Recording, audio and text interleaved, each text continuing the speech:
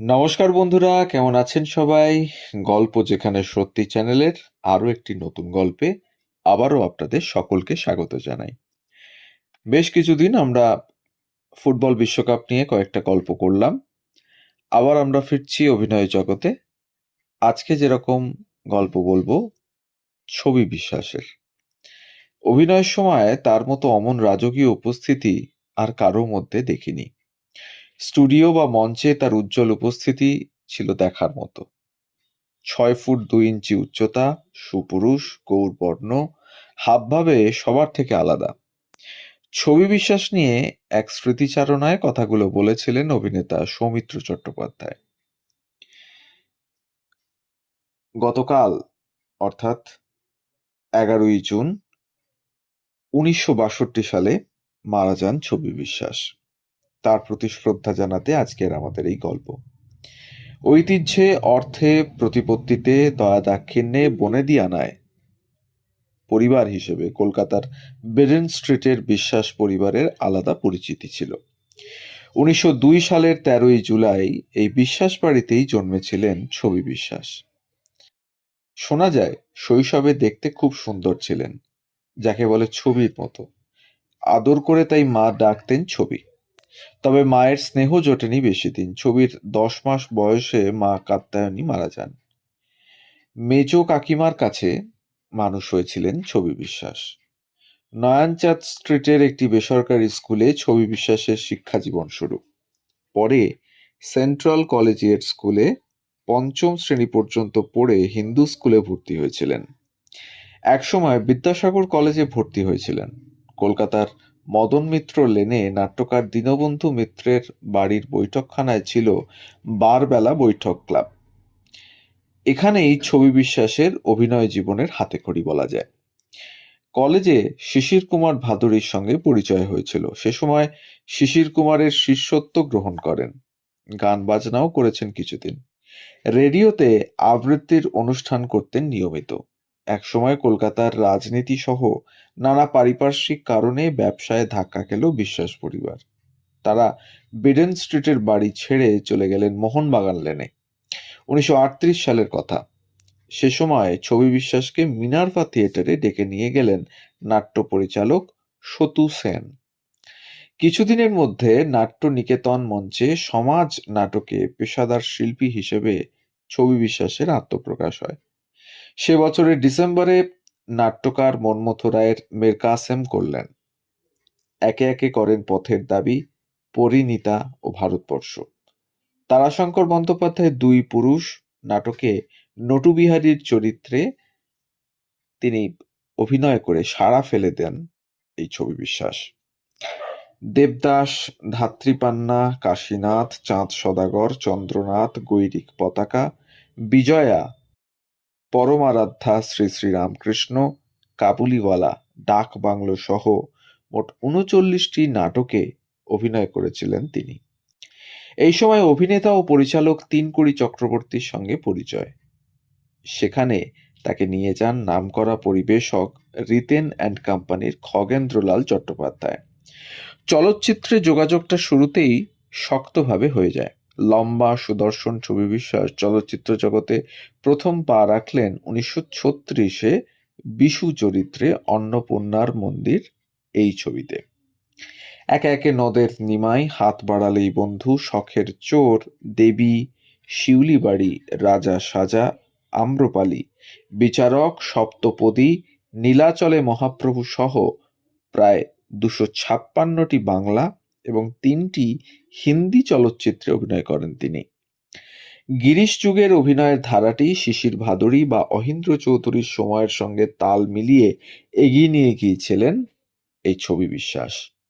দাদা ঠাকুর থেকে জলসাঘর, কাবুলিওয়ালা থেকে কাঞ্চনজঙ্ঘা, বাংলা তথা ভারতীয় সিনেমার জগতের একের পর এক অমর সিনেমা ও চরিত্র উপহার দিয়েছেন তিনি।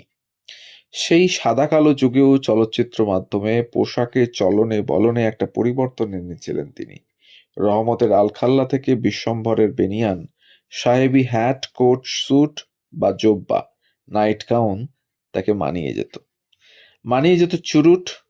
তার বাচিক অভিনয়ে এমনই অনন্য ছিল যে নানা সময় বিভিন্ন অনুষ্ঠানে আড্ডায় অনেকেই তার কথা বলার ধরন মিমিক্রি করতেন, ঠিক যেরকম এখন খরাজবাবু করে থাকেন কিছু কিছু শোতে। অবশ্য ছবি বিশ্বাসের এমন করে কথা বলার অন্য একটি কারণ ছিল। প্রচণ্ড অ্যাজমার সমস্যায় ভুগতেন, ঠিক যেরকম ভুগতেন তুলসী চক্রবর্তী। সেই জন্যই একটু থেমে থেমে কথা বলতেন তিনি। আর এটাই যেন তার স্টাইল হয়ে যায়। মঞ্চ থেকে ছবি, ছবি থেকে আবার মঞ্চ, দাপটে অভিনয় চালিয়ে গেছেন ছবি বিশ্বাস। অভিনেতা হিসেবে যেমন মানুষ হিসেবেও তেমনি বড় মনের ছিলেন ছবি বিশ্বাস। অন্যদের অভিনয় ক্ষমতাকে সব সময় বড় করে দেখতেন। উত্তম কুমার তো তার কাছে স্নেহের বড় হনুমান। ভানু বন্দ্যোপাধ্যায়ের এক সাক্ষাৎকারে জানা যায়, উত্তম কুমার নাকি বলেছিলেন, ওর চোখের দিকে তাকিয়ে ডায়লগ বলতে গেলেই সব ভুলে যাই, যেন বাজ পাখির চোখ। আনন্দবাজারকে দেওয়া এক সাক্ষাৎকারে সৌমিত্র চট্টোপাধ্যায় বলেছিলেন, অভিনয় শেখার জন্য যখন তার কাছে সাহায্য চেয়েছি, দুহাত বাড়িয়ে দিয়েছেন। বাইরের বহু লোকের ধারণা ছিল তিনি দাম্ভিক, কিন্তু এ কথা সঠিক নয়। হয়তো উনি কোনো ব্যাপারে সাহায্য করেছেন, তাকে ধন্যবাদ জ্ঞাপন করলে তিনি খুব আন্তরিকভাবে জানাতেন, এখন শেখার বয়স, এখন শেখার সময়, শিখে নাও। অভিনেতা বিশ্বজিৎ চট্টোপাধ্যায় মনে করতেন হলিউডের তারকার সঙ্গে তুলনীয় ছিলেন ছবি বিশ্বাস, যিনি অভিনয়ের একটা ইনস্টিটিউশন। আর সত্যজিৎ রায় ঠিক এমনটাই লিখেছিলেন, ছবিবাবু না থাকলে জলসাঘরের চিত্ররূপ দেওয়া সম্ভব হতো কিনা জানি না, বোধহয় না। একদিকে বিশ্বম্ভর রায়ের দম্ভ এবং অবিমৃষ্যকারিতা, অন্যদিকে তার পুত্রবাৎসল্য ও সঙ্গীত প্রিয়তা, এবং সবশেষে তার পতনের ট্র্যাজেডি। একাধারে সবগুলোর অভিব্যক্তি একমাত্র তার পক্ষেই সম্ভব ছিল। অভিনেত্রী সাবিত্রী চট্টোপাধ্যায়ের এক স্মৃতিচারণায় আক্ষেপ করেছিলেন, ছবিদার মতো হাঁটা চলা কথা বলার এমন বুদ্ধিদীপ্ত অভিব্যক্তি আর তো পেলাম না। বৈঠকি মেজাজের মানুষ ছিলেন। অতিথিপরায়ণ ছবি বিশ্বাসের বাড়ির আঙিনায় একটি গেস্ট হাউস করেছিলেন। অবসরের বাগান বিলাসে মেতে থাকতেন। প্রায়ই দেখা যেত ফুলের তোড়া সাজিয়ে উপহার দিতেন অতিথিকে। শোনা যায় তার বাগানে নাকি মোট 60 রকমের জবা এবং 30 রকমের গোলাপের গাছও ছিল। পানের নেশা ছিল খুব। বাড়ি হোক বা শুটিং রিহার্সাল, মুখে একটা পান থাকা চাই চাই। সঙ্গে সবসময় থাকতো একটি রূপোর বাটি, ভেতরে সাজানো থাকতো পান আর জর্দা। আলো জ্বললেই তিনি মুখ থেকে পান ফেলে অন্য মানুষ হয়ে যেতেন। ছিল রান্নার শখও, ভোজন বিলাসী ছিলেন। মাংস থেকে ঝিঙে পোস্ত, মাছ, অনেক পদ রান্নায় সিদ্ধহস্ত ছিলেন তিনি। টেবিল টেনিস খেলতেন ছবি বিশ্বাস। ক্রিকেটেও দারুণ আগ্রহ ছিল। জামিরুদ্দিন খানের কাছে গানের তালিম নিয়েছিলেন বেশ কিছুদিন। নানা ধরনের হাতের কাজেও পারদর্শী ছিলেন। মাটির বা প্লাস্টিকের নানা পাত্রে রং দিয়ে আঁকতেন। বুটিকের কাজ করার পাশাপাশি শাড়িতে এমব্রয়ডারির কাজও করতে জানতেন। জোর কদমে ট্রেন চলেছে। গন্তব্য ভাগলপুরের কাছেই একটি জায়গা, নাম সুলতানগঞ্জ। সিনেমার আউটডোর শুটিং হবে। ট্রেনে মালপত্তরের সঙ্গে চলেছেন বাংলা সিনেমার তারকারা, বিশ্বজিৎ, ভানু বন্দ্যোপাধ্যায়, তরুণ কুমার এবং আরও অনেকে। সেখানেই রাতের বেলা একদিন এক মহাকাণ্ড। সুলতানগঞ্জের ঘরে সবাই ঘুমিয়ে আছেন, হঠাৎ একটা শব্দ হলো। মাঝরাতে এমন আওয়াজ কোথা থেকে এলো? তরুণ কুমারের ঘুমটা ভেঙে গেল। চোখ একটু কচলে দেখলেন এক দৃশ্য। বিশ্বজিতের পায়ের সামনে একটা মস্ত বড় ছায়া। একে অচেনা জায়গা, তার উপর গভীর রাত, অন্ধকার, ভয় লাগাটাই স্বাভাবিক। তরুণ কুমারও ঘাবড়েই গেলেন। বড় ছায়াটা একটু টলছে, একটু যেন হাঁপাচ্ছে। হঠাৎ বিশ্বজিতের পা ধরে মশারির ভেতর ঢুকিয়ে দিল সেই ছায়া। তারপর ফিরে গেল ঘরেরই এক কোণে। ততক্ষণে ভয়টা কেটেছে তরুণ কুমারের। ছায়াকেও চিনতে পেরেছেন তিনি। এই মানুষটিও যে ট্রেনে চেপে তাদের সঙ্গে এসেছেন, ইনি ছাড়া তো কাজই হবে না। ছায়া হোক বা আলো, ছবি বিশ্বাসকে চিনে নিতে কখনো অসুবিধা হয় নাকি? আর কোনো সিনেমার শুটিং আন্দাজ করতে পারছেন নিশ্চয়ই? হ্যাঁ, ঠিক ধরেছেন, দাদা ঠাকুর। পান ছাড়াও আরো দুটি জিনিসের প্রতি আসক্তি ছিল তার, সিগারেট এবং মদ। আক্ষরিক অর্থে ছিলেন চেন স্মোকার। আরব থেকে আসতো তার ব্র্যান্ডেড সিগারেট।